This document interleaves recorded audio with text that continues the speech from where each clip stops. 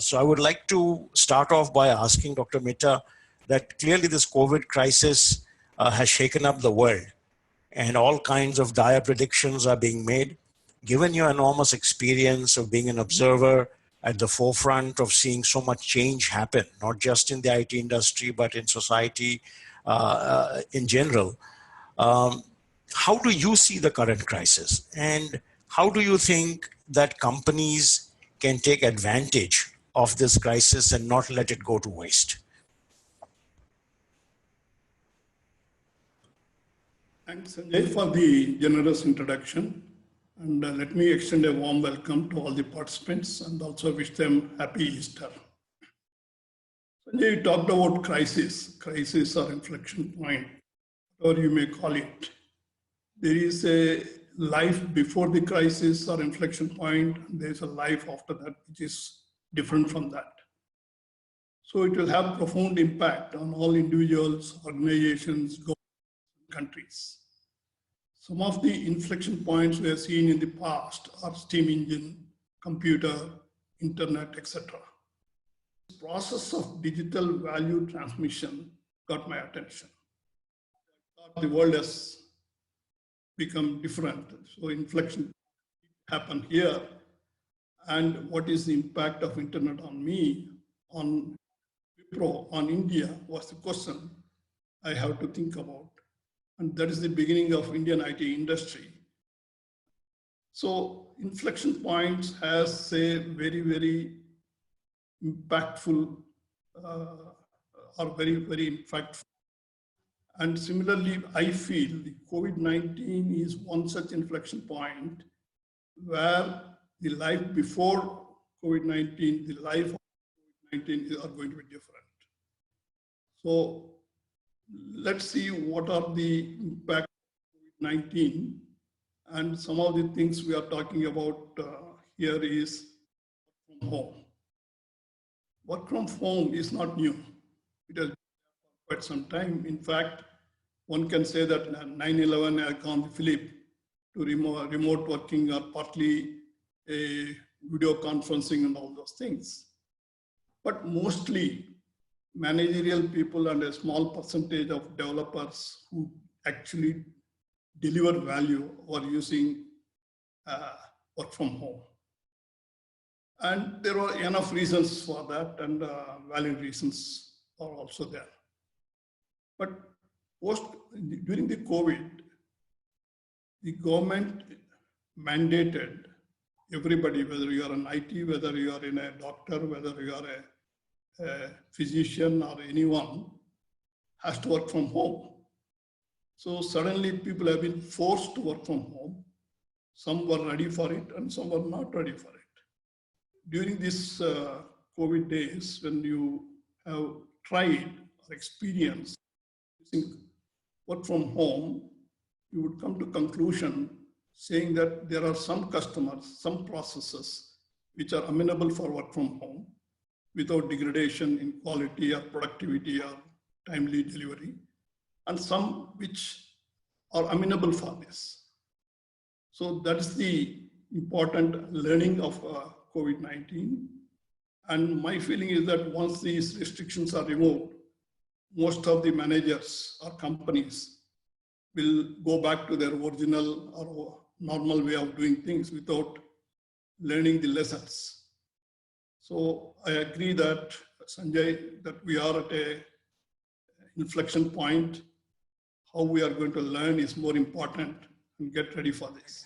That was a good exposition of how one should be looking at the situation, that we need to therefore be aware and be thinking of this not as a crisis, but be opportunistic and be looking at it as a great opportunity ahead of us, something that we can use to think about recalibrating and remodeling our style of doing business and our model of doing business and so on. That leads me to the next question, Dr. Mitta. One is, we've been talking about improving margins. Margins would mean managing costs and expenses and so on. And that becomes a very critical element, particularly in these times when it's imperative that that people manage their cash and expenses and all of that. You've been very successful at deploying a new model at NextWealth. If you can help us understand how you thought about it, what are the learnings, and most importantly, what are the abstractions from here that can be applied to other areas, other businesses? My experience has been in IT industry, which in turn impacts many other industries. So by using that and providing employment to graduates in small towns, so I'll be creating that value. A study by Zeno and NASCOM has estimated there are about 100,000 people every year who are industry ready, or that means who can be employed by the industry, but not employed because of distance.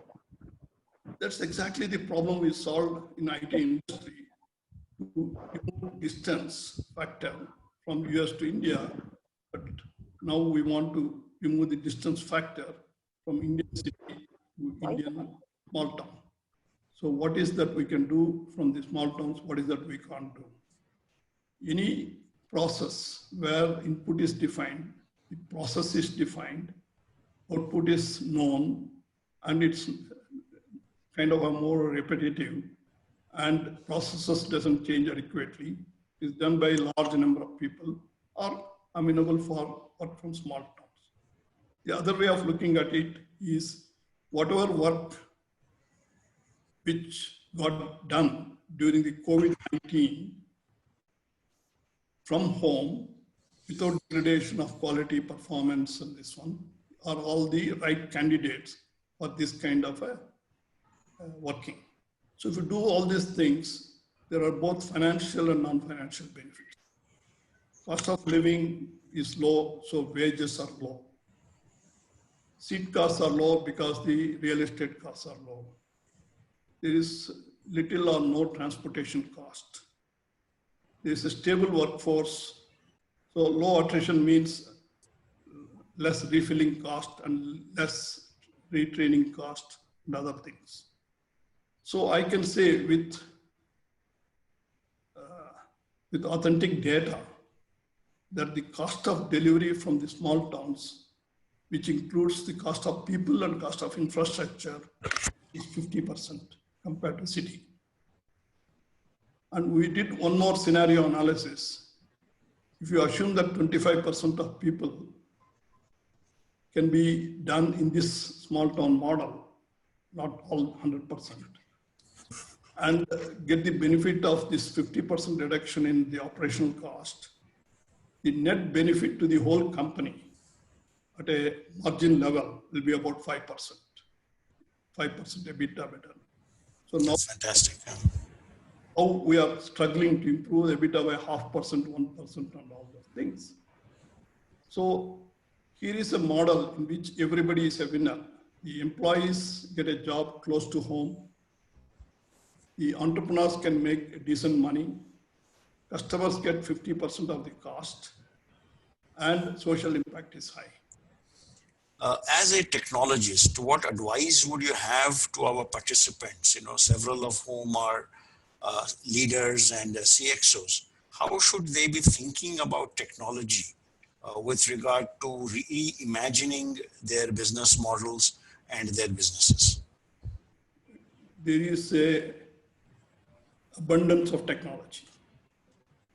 See, technology needs the best human resources, a lot of funding and innovation, and we get technology. And because of that, the best people and lots of money of venture capitalists goes into innovation of products. In fact, let me mention another company, Niramai. So what they're using for the same breast cancer is to take a thermal scan, which is a very well-proven technology, and use artificial intelligence and machine learning to identify any lumps are there or not, which indicates the presence of breast cancer. So in fact, they're able to detect breast cancer before it comes to a serious stage. but the usage of the product, which is to be done by the primary health centers or doctors and other things, is not happening.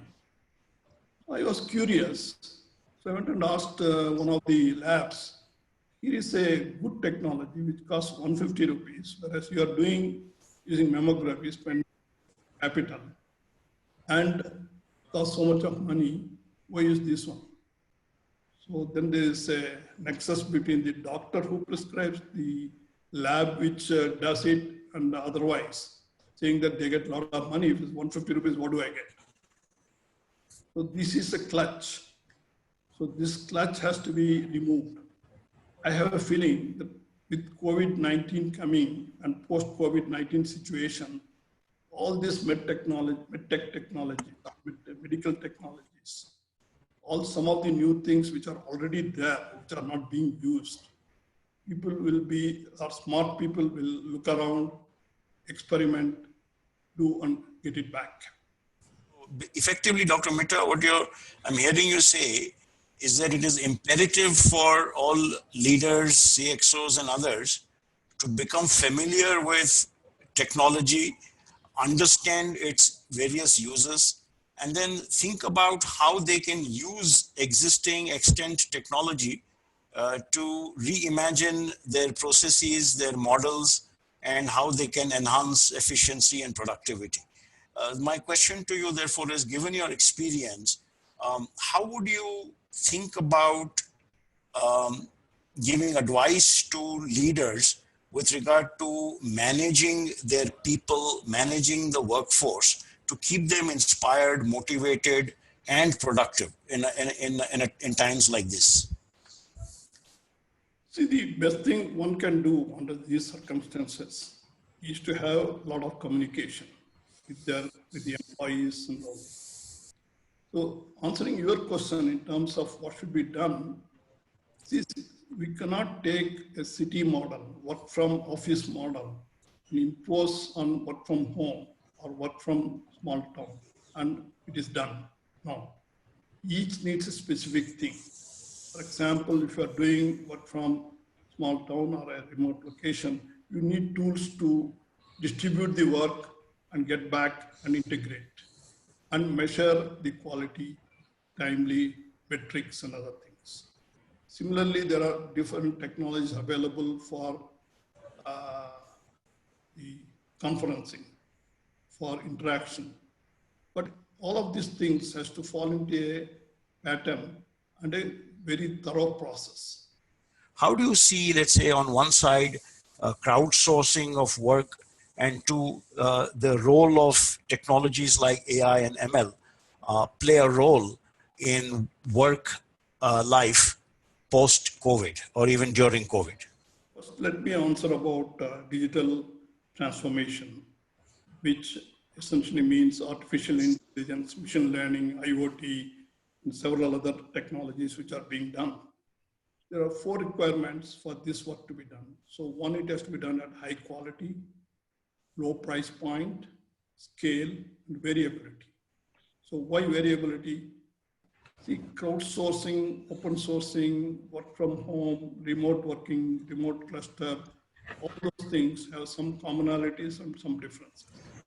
So the way workforce is going to be employed post-COVID is going to be completely different from what we are finding. So what I'm saying is crowdsourcing is there for a long time, but COVID will give fillip to crowdsourcing the way 9/11 has given fillip to video conferencing, Y2K has given to offshoring. Very quickly summarize, I think, the key points as sort of takeaways for our participants. The first one related to the fact that one must take a look at different elements of our business model, our workflows, our processes, and figure out how one can partition them, how can use technology and our management or systems to make sure that these can be done in a more efficient, cost-effective, and productive manner. The second issue is that don't get burdened by the fact that there is a crisis. Look at it as an opportunity and basically use that to rethink and reimagine your businesses and your models.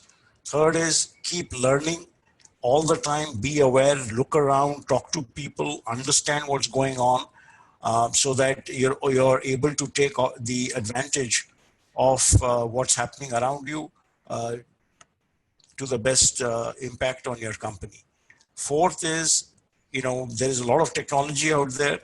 Again, learn to adapt, use all of it. And fifth, final point was with regard to constantly keep learning and adapting. And that's a very, very important lesson, I believe, for all of us. Because until we keep doing that, the danger is that we'll stagnate and basically disappear. Yeah, there's only one point which I would like to add, which we didn't cover for paucity of time. So in these circumstances, what is important for all the companies or individuals is cash flow. Cash flow is like the blood of a blood organization. Okay, so people should expect decline in their revenues because of orders getting cancelled, put on hold, or new orders coming, taking time. People who have to give money won't give, they will extend. So please take care of cash flow. NextWealth. We enrich your data.